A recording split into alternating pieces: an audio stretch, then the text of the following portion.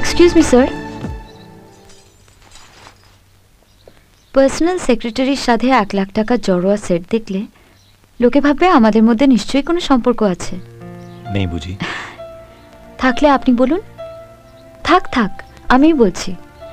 সবাই জেনে রাখুন, আমরা সম্পর্কে স্বামী স্ত্রী। Thank you. আমাদের এমডি অগ্নিসাক্ষী করে শাখা সিঁদুর পরিয়ে 7 পাকে বেঁধেছিলেন আমায়, তাতে কোনো ফাঁক নেই।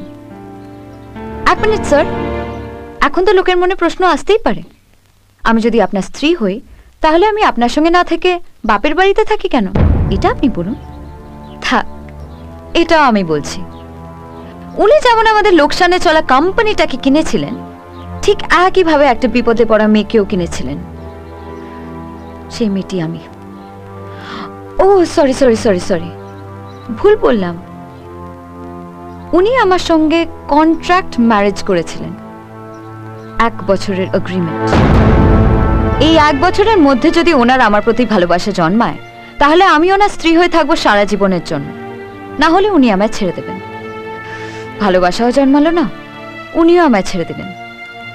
হয়তো ভুল করে 1-2 বার ভালোবাসা উঁকে দিয়েছিল, যার ফল এই সন্তান। আনন্দের সংবাদ, আজকাল ওনার আমার প্রতি ভালোবাসা আবার জেগে উঠেছে। তাই আমার জন্মদিনে উনি অফিসের স্টাফদের 1 মাসের বোনাস দিয়েছেন। আমি অন্তঃসত্ত্বা বলে অফিসে যাওয়ার জন্য একটা এসি বাস দিয়েছেন। আর আজ এসে 1 লাখ টাকার উপহার দিয়েছেন। পল্লবী, রাহুল যাই করুক তোমার জন্য করেছে, তোমাকে ভালোবেসে করেছে। মাফ করবেন, আমি আপনার ছেলেকে ভালোবাসি না। তাহলে নিমন্ত্রণ করে ডেকে এনেছিলি কেন? সবার সামনে এদের অপমান করার জন্য? না, আমার পেটের বাচ্চার জন্যে। আমার শাখাসিতে দেখে কেউ জিজ্ঞেস করবেন আমার স্বামীকে, কিন্তু কাল আমার বাচ্চাকে তো জিজ্ঞেস করতেই পারে তোর বাবাকে। যাতে সবাইকার সত্যিটা জানা থাকে, এই জন্যই আপনাদের ডেকেছি। আপনারা এসছেন, আমি কৃতজ্ঞ।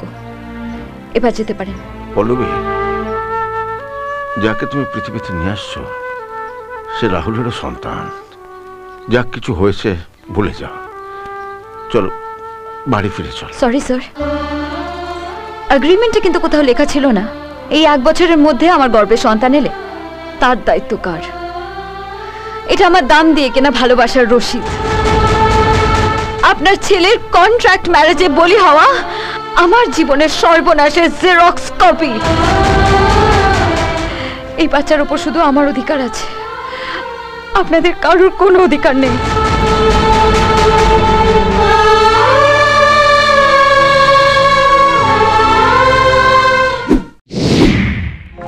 মন ভিজে ভিজে গেল যে প্রেমেরই বৃষ্টিতে, রাত যেতে যেতে থামলো যে স্বপ্নেরই দৃষ্টি।